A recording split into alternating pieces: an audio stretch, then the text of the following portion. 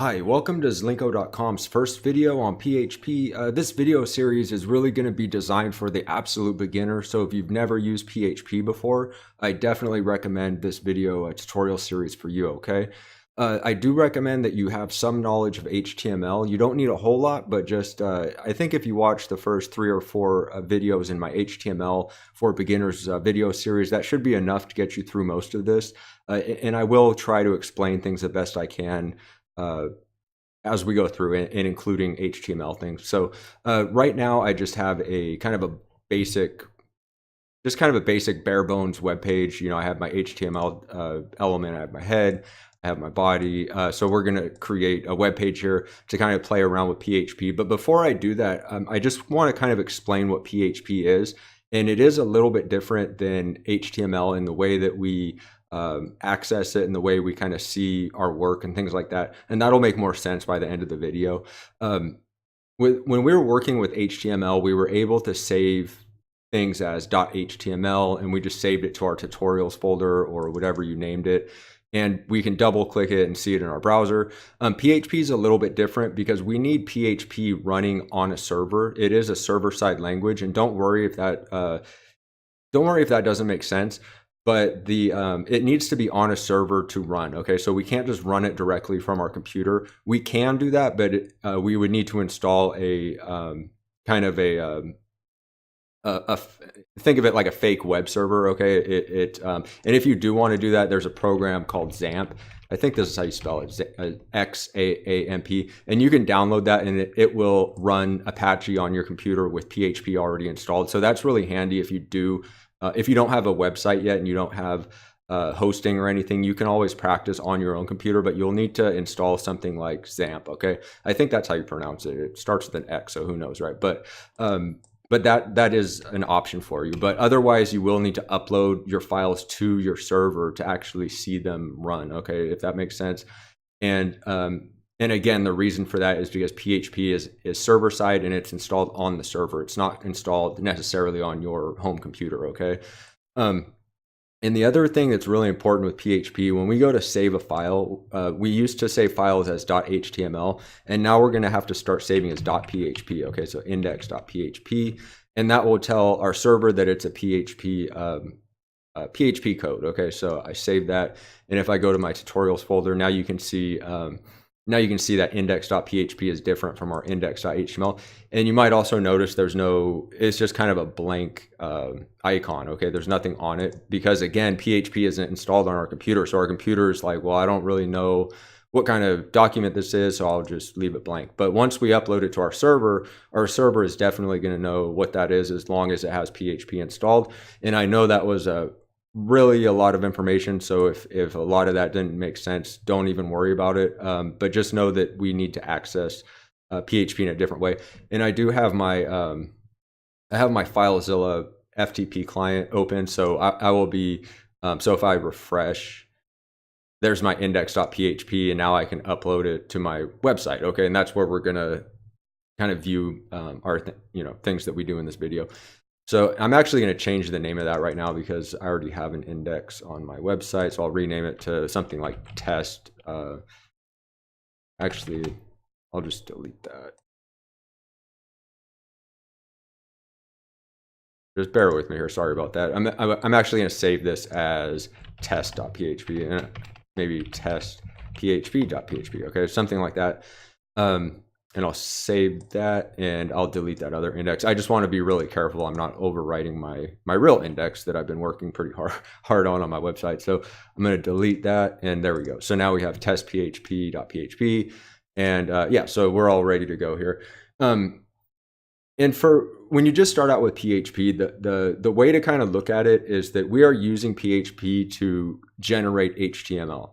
That might sound really strange, but the way PHP works is that the server interprets the PHP and it sends back HTML based on whatever we want it to be based on, right? So if let's say it's a shopping cart on your website where you're selling things, it might be based on customer name, quantity, price. You know, it could be based on anything, but that's what we're going to use PHP for, is to process that information and then send it back to the user as HTML, say as a receipt, right? When they buy something from a shopping cart, then they have a receipt page. It says, thank you for your purchase. You just bought so-and-so for this amount.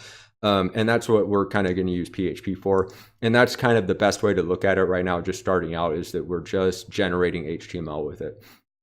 And the way I'm actually going to add a few elements to our body. We'll add maybe a header. And sorry for that audio noise there. The header will be, this is our site, and then we'll add maybe a paragraph,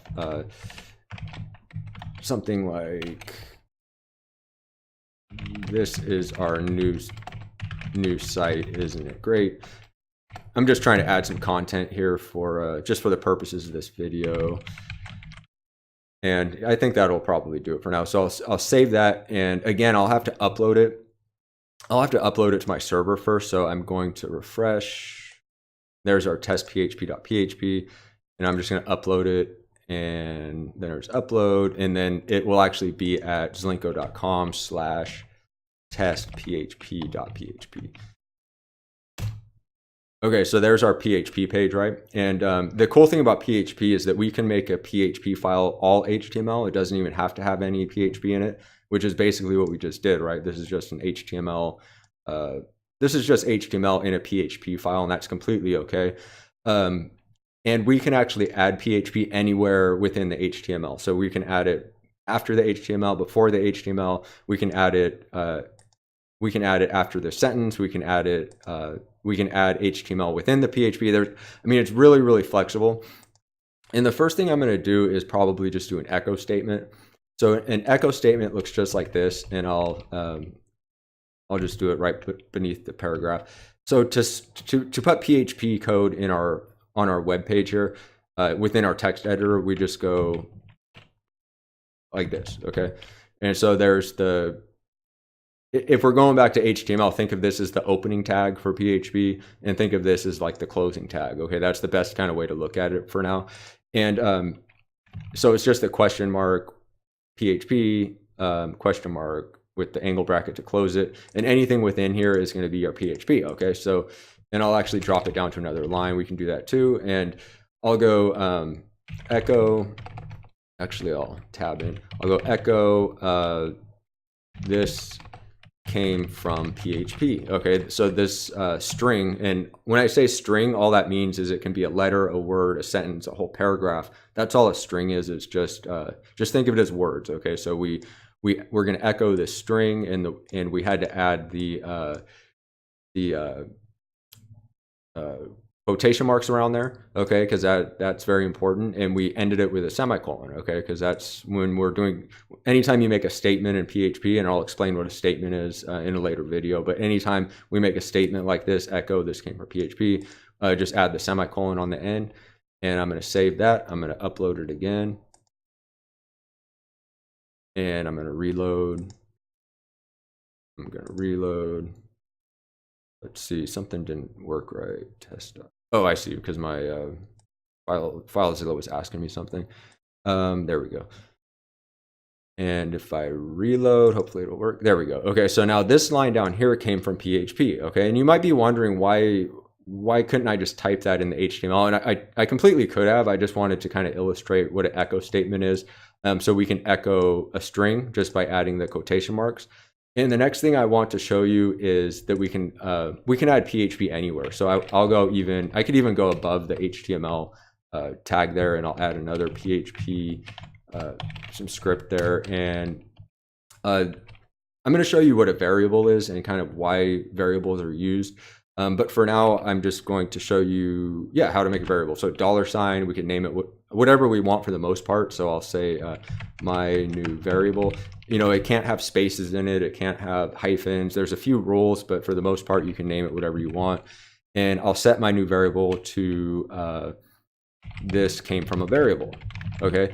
And there's a few things I want to kind of mention with this. The variable name starts with a $. Okay, when we declare a variable, this is how we do it. We're just telling PHP, hey, I want this variable, and inside the variable, I want this string. Okay, And the way to kind of look at this is this equal sign, don't ever think of it as something you see in math, okay? It's actually called an assignment operator when we use it in PHP. And what that does is it assigns whatever's on the right side of it. So this bit here, it assigns that value into our variable, okay? So it's in plain English, this is saying, hey, I want this new variable. I want to name it my new variable, and I want to assign it something. And the something is this string here. This came from a variable. And I know that was a lot of information, and that might not make sense right now, but it will start making sense the more we kind of get into it. So just kind of the main thing to take away from that is don't think of it as an equal sign like in math. So it's not saying my variable equals, it's not equating the two, okay? It's actually giving value to a variable, okay? That's the best way I can kind of describe it. So after we declared our variable up here, anywhere later in the page on our text editor, that variable will be available to us, okay? So what I could do is I can echo, instead of echoing a string, I will echo my new variable, okay? And you might have noticed I didn't need to add the quotation marks because this is actually a variable, okay? It's not a string, it's a variable that kind of points to a string, right? The string is here, but the variable name itself is within the script. We don't need to add the quotation marks, okay? So I'm gonna save that, oops. I'm gonna save that, and then I'm gonna upload it again. And then I'll reload. Okay, there you go. Now it says this came from a variable. And just to kind of recap one more time, the variable, we declared a variable called my new variable, and we gave it a value of a string, which could be whatever you want. This came from a new variable. And then we called that variable down here. We just said echo the new variable, okay? And the way, the thing with variables is we can also put numbers in variables, and that will make more sense later. You might be wondering why you'd want to do that, but I can go my new number, and I could set it to a number, okay? So 55 or 555, whatever. And you might have noticed I didn't have to put the quotation marks around it because it's not a string, because it's actually a number, and PHP will actually treat that as a number. So that can be useful to us later when we're trying to add, multiply, divide, things like that. And so that's how we kind of do that. And we could also echo the number. If we just echo, if we want to echo my new number, that's all we really need to do. So that's pretty handy. So I'm going to upload that and see what that did.